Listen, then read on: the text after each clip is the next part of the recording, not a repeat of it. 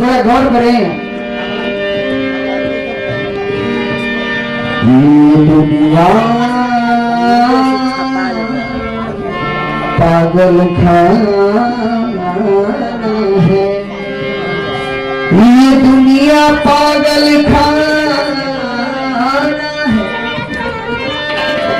कोई पागल मान बड़ाई का, कोई धन वैभव की है पागल, तो कोई पागल है चतुराई का। कोई रूप रंग की है पागल, तो कोई पागल है कविता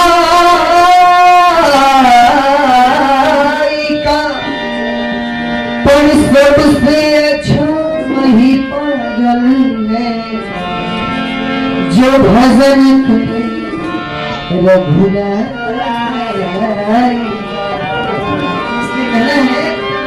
मन को जो साधे वही जग में साधु है, मन नहीं साधे वो साधु किस काम की। चंदन टीका दिखा जो लगाते हैं, साधु नहीं वो सवार नाम की।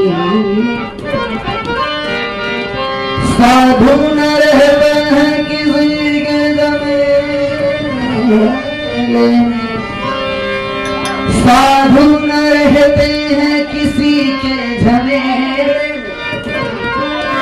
साधु तो रहते अपने अकेले, साधुओं का मेला बाजार में जब डेरा है, समझिए कि साधु नहीं है। इसलिए कहना है सारे दिखावे भूल कर, जितने भी दिखावा है इसको भूल कर